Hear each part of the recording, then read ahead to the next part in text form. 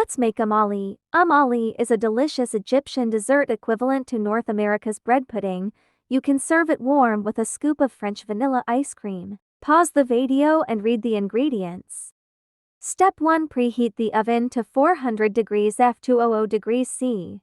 Unroll one puff pastry sheet onto a lightly floured surface and roll out to about 17 x 12 inches. Place on a baking tray. Bake in the preheated oven until puffed and golden brown, about 15 minutes. Break puff pastry into pieces and place in a large bowl.